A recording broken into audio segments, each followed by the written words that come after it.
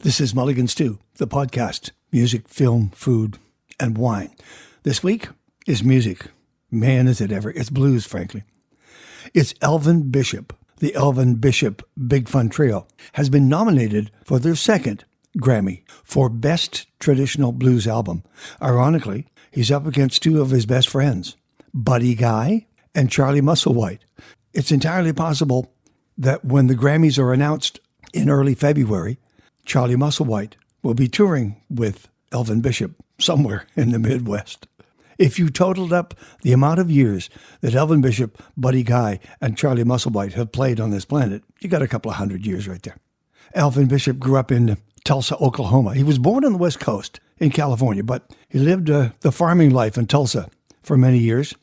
But he was smart, and he won a full scholarship anywhere he wanted to go, and he decided to go to the University of Chicago because that's where the blues was played. And he wanted to play blues guitar really badly. He majored, by the way, just for your information, in physics. He was that good. And literally weeks after he got to Chicago, he ran across Paul Butterfield sitting on some steps of a building, and he was playing his harp, and they started talking about the blues, and Elvin said he's got a guitar, and he ended up being the guitarist for the first great superstar blues group out of Chicago, the Paul Butterfield Blues Band.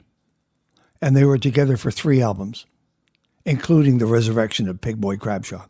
He was joined in the studio by Michael Bloomfield, perhaps the greatest guitar player in music, period. Unbelievable. And we're going to talk about Michael Bloomfield because they were a pair. The Paul Butterfield Blues Band was the first time that 2 guitars took the leading role and played together. They had such a profound effect on rock and roll.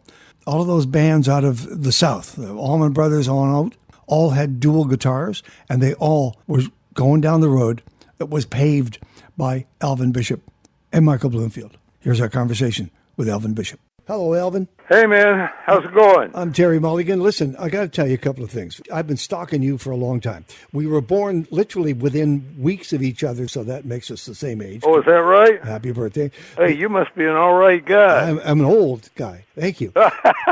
And the other thing is, we have a couple of mutual friends. Amos Garrett is a great friend of mine. He's a fishing buddy. Amos, I love that guy. I got a card in my wallet right now that he gave me, and it says, Amos Garrett apologizes for his actions on the night of, and then there's a blank, and you fill it in, you know. First of all, congratulations on the Grammy nomination. Thank you. Did you think that Something Smells Funky Around Here was going to be the album that would give you a nomination? The last 2 have surprised the hell out of me. I don't know. I'm just either doing something right or just getting lucky. I don't know which. Tell me about Willie and Bob. Willie and Bob are 2 great musicians with beautiful attitudes and unbelievably talented. Bob looks like he can play about anything. He plays baritone guitar, regular guitar, bass, piano. Willie's just a hell of a singer, and he somehow... I always love the sound of the cajon. Most people don't even know what it is. Oh, yes, of course. It's that square box that the guy sits on. It's a South American percussion instrument, and it kind of has the function of drum. Boy, he fools a lot of people with it into thinking there's a whole drum set on there. It's fantastic. Before we start talking about just some life and times, let's play the title track for the people, will you? Something Smells Funky Around Here. I know that you are not by nature a political animal, but frankly, when Mr. Trump started to bark into a microphone and then eventually ended up in the White House, I kept waiting for the folk artists, the roots artists, to step forward and sing something, a pushback. And I didn't quite see what I thought I might see, but this is a pushback. I know, it's kind of weird. People are... the United States is in a hell of a shape these days. You're scared to say anything to anybody because you don't know. So some of the nicest people can turn out to have political opinions totally contrary to yours, you know? And I know one thing, it's made for some split families, split friends. I mean friends lifelong friends, all of a sudden you go, I don't even recognize what you're talking about. Yeah, right, I know. It's pitiful. It's like One of the Canadian newspapers, when I was up there, I was reading, they had a story on Trump, and they called him the Pink Dinwit.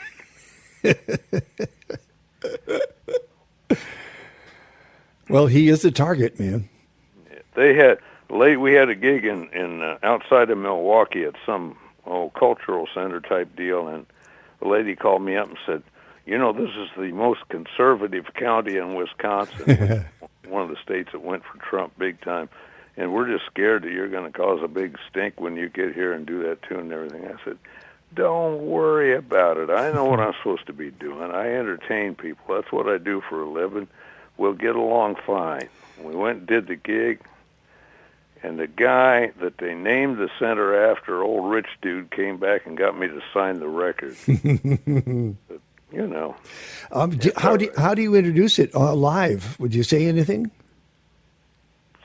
Sometimes I just go ahead and play it. Yeah.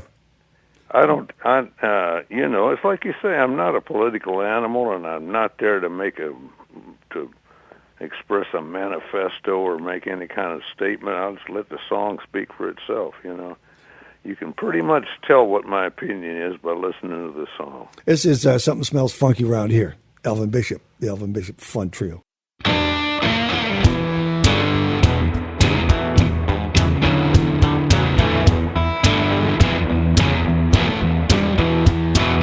Something smells funky around here. Something smells funky around here. I'm not talking about funky like a groove. We mean funky like you. Yeah, man, something smells funky to me. I believe it's coming from Washington, D.C. Yeah, funky like a bad pot of chitlins. Funky like some old rotten politician. Something smells funky around here. Something smells funky around here. We got unlimited ignorance in high places, stirring up stuff between the races. Yeah, man, they say if you white, you all right. But if you black or brown, we don't want you around. We're supposed to be one nation with justice for all. United we stand and divided we fall. Something smells funky around here. Something smells funky around here. Damn sure do.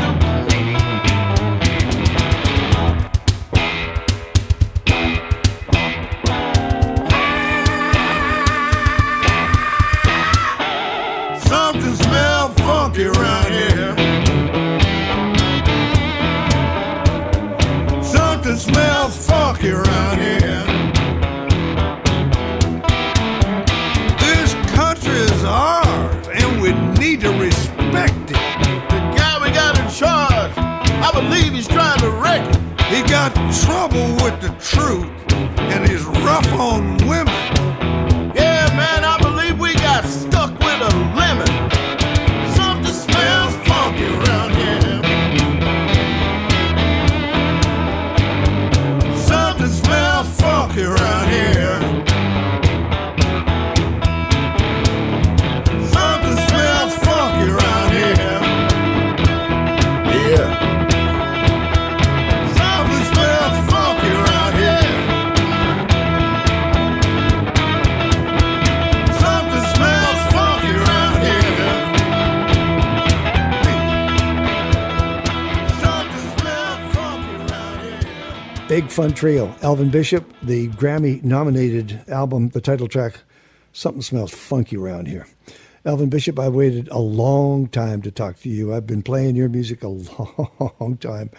I appreciate you sticking with me. What do you think it was that you did along the way that earned you entry into the Blues Hall of Fame? Was it the collected body of work? I don't know. I guess maybe they figured, well, maybe if we give him something, he'll go away. I don't know. I don't know what it was exactly, but I have been playing blues for over 50 years, and always as much as the traffic would bear, which at times, like in the 80s and stuff, the 70s and 80s was damn little. But, I've always figured I know what I'm supposed to be doing. I'm supposed to be making people happy when I get on that stage and entertaining them, show them a good time. And if there's something that they don't particularly want to hear, I can sit on my porch at home and play it. True. And it just, that's all there is to it. Well, wait a minute. Did your family think you're going to be like a physics major? You have 2 degrees. Where'd you go wrong? Oh, well, my folks went through the Depression. I'm from a long line of farmers. And I think I might have had one uncle that went to college, but aside from that, nobody. And that big capital E on education was happening with them, and they didn't want to see me mess that up. I got lucky and got a scholarship, which is the only way I would have gone to college because the family didn't have no money. But the music took over, and they didn't particularly like that till I started bringing home TVs and stereos and stuff like that, and then they started to see the value of it, I want to play the track called That's the Way Willie Likes It. Is that your Willie or Willie Nelson? I guess it's Willie Jordan. It's something that I came up with, where it came from. Was it the riff first? Willie likes it, playing a little groove, and then we did it's like hanging clothes on a line. It just scraped up a few words, and there you go. It's wash day. All right, so let's play it. This is That's the Way Willie Likes It from Elvin Bishop's Something Smells Funky Around Here.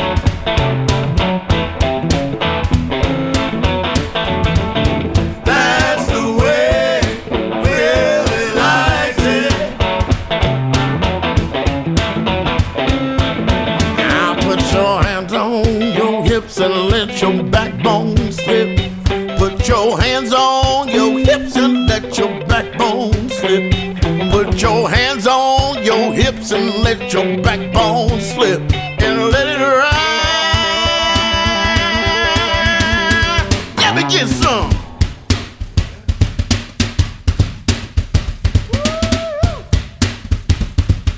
Play your guitar, Elvin.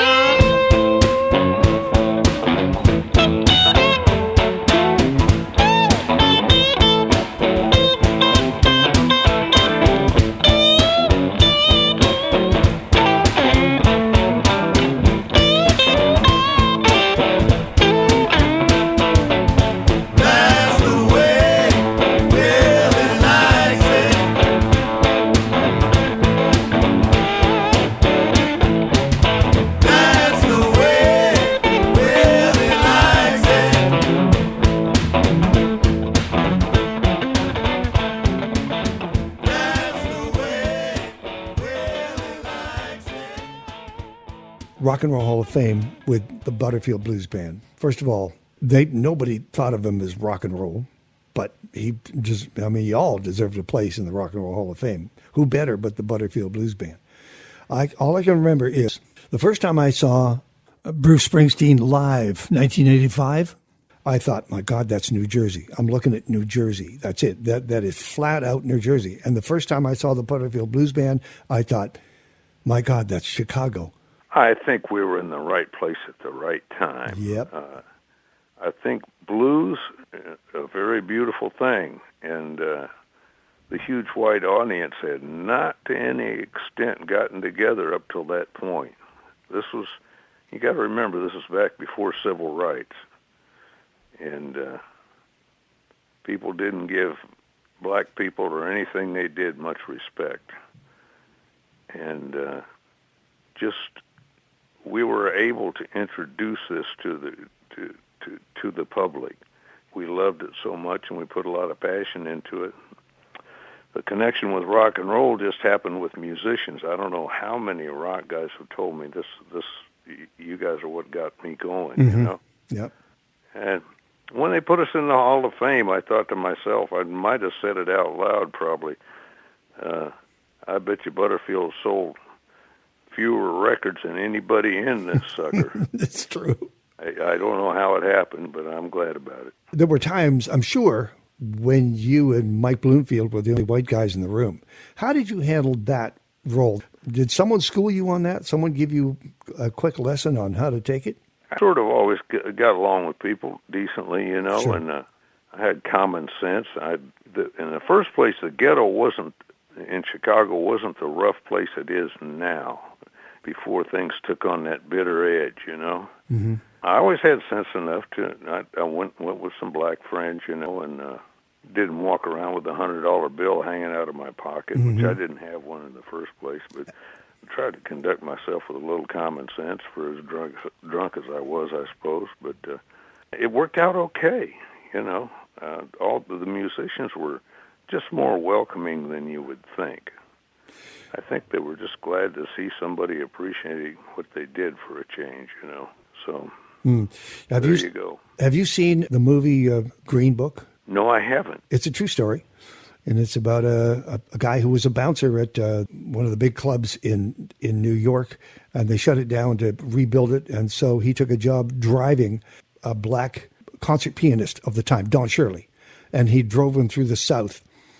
And the Green Book is about, if you were a black artist, you had the Green Book in your glove box because it told you where you could go, where you could stay, where you could eat, where you couldn't, Yeah, well, that's how it was with the Butterfield Band a lot of times. This was before civil rights, like I said, and we got caught in a couple of riots, or in a couple of towns where there were riots. Sometimes we had to stay in the black section of town because they wouldn't let the black guys stay in the white hotels, you know. Right. And there were times when the black guys had to go out and get us sandwiches and stuff because it wasn't safe for us to go on the street. I hear you. And still you got on stage. Yeah, it all worked out somehow. Mentors. Can I ask you about mentors? Anybody you want to tell us about that helped you along the way? My number one favorite guy. There were a lot of guys who were friendly and encouraged me, like Otis Rush would have me over to his house and show me licks and stuff. But the main guy was little Smokey Smothers. Most people don't know who he is. He played in Edmonton a lot, though. He did, yes. Yes, he did. I think he played at the King Eddie a lot. And the K-80s are back and playing. It is. Yeah. No kidding. Yeah. That's great. So did they change the way you played? Yeah. You know, I came from Oklahoma, and I came straight to Chicago, and I was crazy about blues, but I didn't, you know, it was like Bob Seger said, working on mysteries without any clues.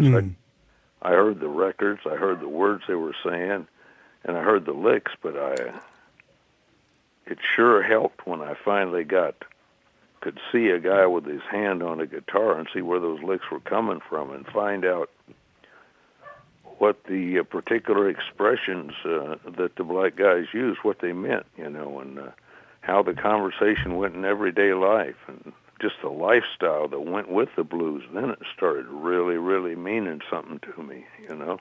I got to tell you, anytime my sons or the sons of people that I know come to me and ask about who should I listen to in terms of guitar, what do you play? I play blues. Okay, good. Have you ever heard of a guy named Mike Bloomfield? No, never heard of him. Go and find some Mike Bloomfield music. Actually, find it. Find the Butterfield Band with both he and Elvin Bishop in the same studio at the same time, or the same stage for that matter. Did he have an effect on you? Did you guys get along? Was it an okay relationship? Yeah, we got along. We were both... there was no precedent for what we were doing. Now there's a formula for a blues band, you know, and for sort of being successful and stuff. We just wanted to be like playing blues and getting paid for it was way plenty enough for us at the time. And we're two pretty radically different personalities and playing styles, and he was way ahead of me in experience and technique. And I was what they call in Chicago squares a pool table and twice as green. So, but he opened up my ears to a few things that I had that, you know, like got me to listening to horns more. Yep. That I hadn't done, you know, and then we started playing horn harmonies on some of the records. And he was way into jazz and Indian music, all kind of you know, stuff. I want to play Right Now Is the Hour.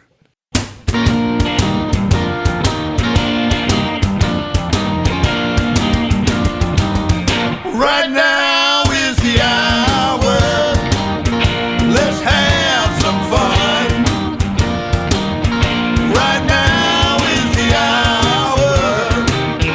Let's have some fun. Children, let's get it and get it, stay with it, don't quit it. Tomorrow might not come. Father time is closing in. Sun is steady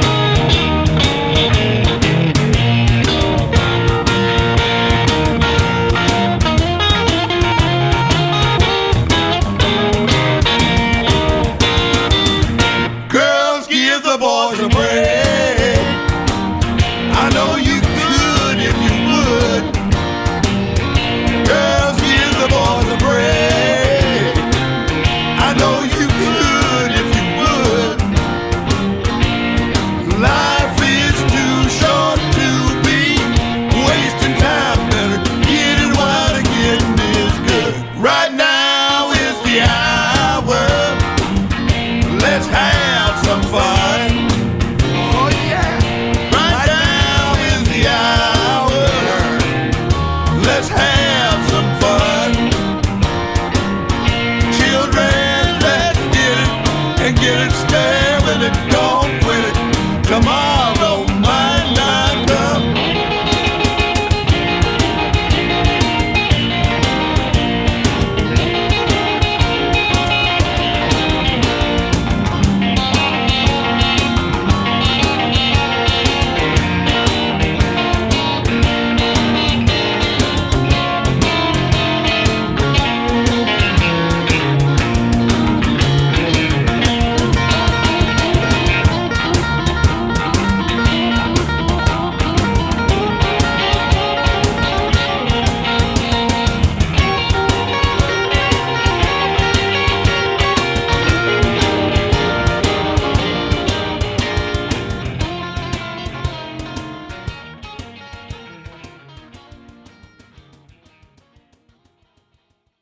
I'm heading towards Looking Good because I love that track, and we're going to talk about that for a second.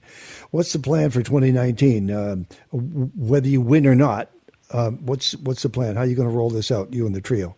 We got a few gigs in January we're doing with me and Charlie Musselwhite do a two-man thing. Nice. I hope to get to Edmonton. I've been there many times, always enjoyed it. Now, Looking Good, and of course I identify with it. Tell us about those 3 stages of life, will you? I don't remember what I said in that song. You said... I remember the general idea of the song. Well, I just kind of made it up in the studio. There's 3 stages of life are youth. Oh, yeah, right. Middle age. Youth, middle age, and you're looking good. And who was it you had that conversation with on the road? Was it Australia? No, I was in Japan. It was actually Buddy Guy, but I didn't want to, all right, use his name without permission and all that, And just take us through that dialogue. He said, "Hey, you're looking good, Bishop. How you been doing?" I said, "I'm all right, just getting old, And he said, he suddenly got serious and poked his finger in my chest, and he said, "Man, you ought to be glad about them gray hairs, and thank God for every one of them wrinkles, because think of all the dudes that didn't live long enough to get them." Exactly right. This is Elvin Bishop, Looking Good.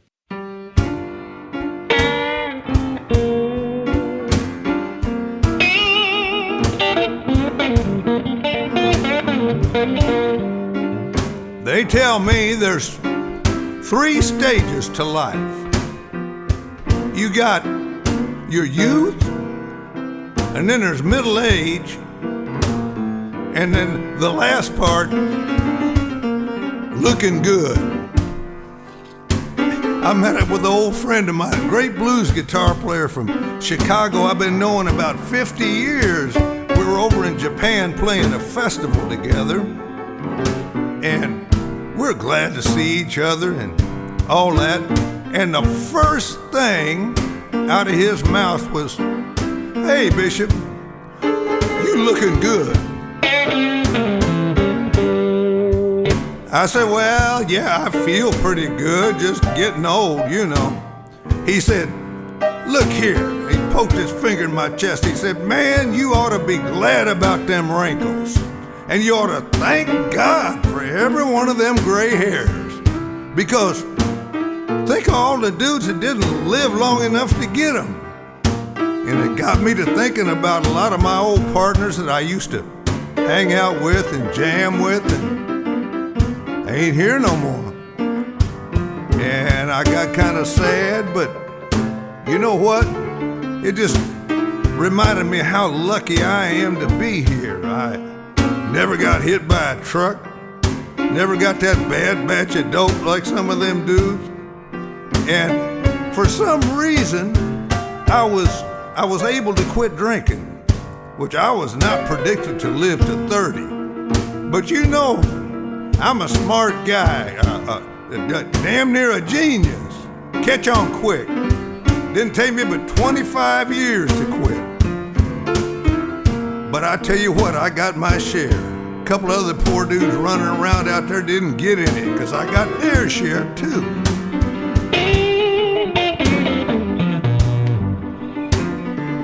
And hard-headed, woo! A real nice church lady told me, "Elvin, don't you know that when you walk in the bar, the devil goes in there with you?" I said, "If he does, he buys his own damn drink. But I'll tell you a funny thing.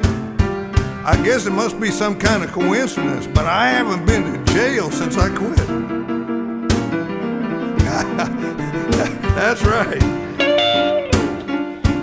And I was talking to a good friend of mine, Mike Finnegan, great musician, plays with the Phantom Blues Band. He was telling me he had quit drinking too. I said, what? Oh, what caused you to quit? He said, I found out I was allergic to alcohol. I said, allergic? What do you mean? He said, every time I drink, I break out in handcuffs.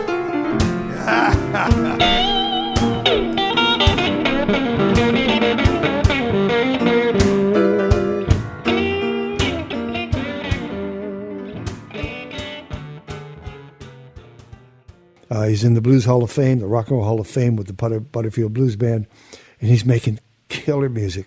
If you need to forget what's going on in the world around you, you just want to find some Elvin Bishop music, is what you want. My opinion is that the job of a blues artist after he gets established is not to play Stormy Monday again or his version of Got My Mojo Working. It's to contribute something original to that reflects your experience and something that people can use, you know. And I've written a few songs like that I'm kind of proud of. One of them would be What the Hell Is Going On? Yeah.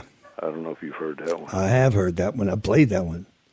Oh, good. I've kind of modernized the words of that, so I may do it again. I don't know. Okay. Since they ain't running planes into buildings anymore. And you know, all those years and all those miles you've driven and all those stages you've played and the notes you've played, those young guitarists, those young musicians, people who would like to do what you do, they've got a long way to go because there's just about a life lived that you walk out on stage with, right? All those places you've been and the people you've met all come out on stage with you. You're making me feel old. I don't mean to. I'll go away now. You can go to your dentist. I enjoyed talking with you. Thanks a lot, man. Thank you, buddy. Elvin Bishop. As we mentioned, the Elvin Bishop Big Fun Trio is nominated for a Grammy, and they'll be announcing them in early February. He'll be touring with Charlie Musselwhite. He's already inducted into the Rock and Roll Hall of Fame and the Blues Hall of Fame. And it kind of feels like he's just started the second half of his life. When other guys his age, if they get his age, retire, they put away that guitar, or they put away their instrument, and that's it. It appears that Elvin Bishop's going to be around for just a while longer. This is Mulligan Stew, the podcast. Thank you for subscribing on Spotify, Google Play, and Apple Podcasts. We'll see you next week.